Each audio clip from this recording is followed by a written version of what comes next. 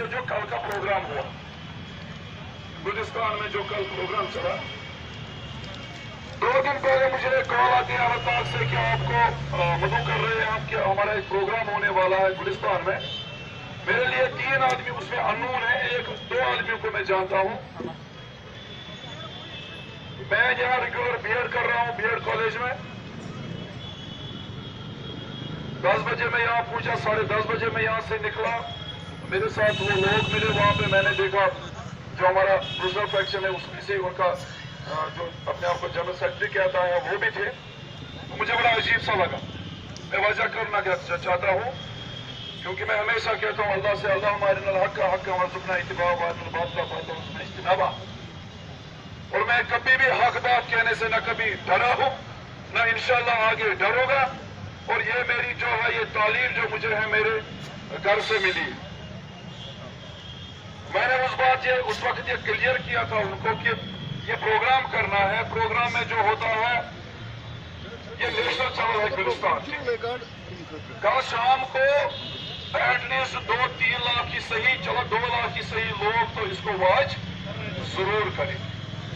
तो जो वहां पे हमारे इंटरव्यूअर थे उनको फेस करना, फिर वहां पे डिलीवर करना, ये बहुत कठिन मसला होता है। क्योंकि प्रोग्राम किसी और ने ऑर्गेनाइज किया था। अगर मैं नहीं चाहता तो फिर ताने कि प्रोग्राम हम कर रहे हैं, ये इन लोगों को बुलाया नहीं चाहता तो हम वहां पे गए। प्रोग्राम आप सबने देखा, वहां पे जितनी भी खामियां रही, मैं भी मुझसे भी उतना डिलीवर नहीं हो सका होगा जो आपने एक्सपेक्ट किया होगा। लेकिन मैंने फिर भी बहुत कोशिश की कि जितना टाइम मुझे मिला उस टाइम में मैंने बहुत कोशिश की कि मैं अपने लोगों की वहां पे वकालत कर सकूं।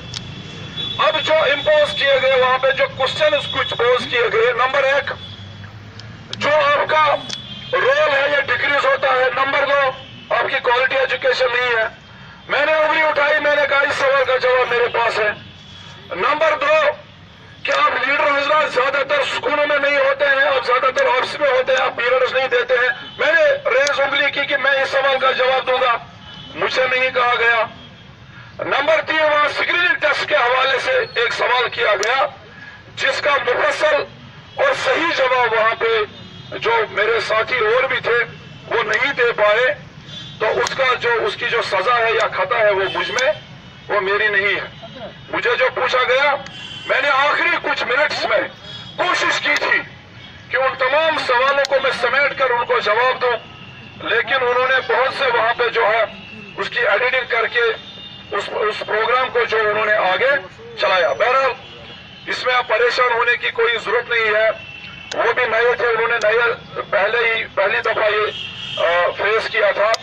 आइंदा से अगर आप, मैं यकीनन कहूंगा अल्लाह पाक की कसम, मैंने उनको कहा था कि फारूक साहब होने चाहिए थे, जोरदीन बेग साहब होने चाहिए थे, गाजी अब्दुल अजीज होने चाहिए थे और अब्दुल कुयूम वानी भी होने चाहिए थे। जो है हमारा जो वहां पे बात रख सकते थे उनसे ज्यादा या मुझसे ज्यादा आसान तरीके में। लेकिन बहरहाल उन्होंने प्रोग्राम किया। बात यह है कि अपनी अपनी जगह पे हर कोई कोशिश कर रहा है, ये भी कोशिश है। फारूक साहब ने अभी फाइट दी, ये शाम को तमाम जो हमारी सिविल सोसाइटी है ये देखिए कि उन तक आवाज जाएगी। मैं आज फिर कहता हूं, हमारा प्रोटेस्ट, हमारा फेसबुक पर लाइव आना, हमारा पोस्टर्स बनाना, हमारा सिटी प्रोटेस्ट करना, हमारा कैंडल मार्च करना, हमारा जो है सेक्टर घेराव करना, ये सब मैं आज कहूंगा फिर से, ये सब कुछ मेहनत में आता है।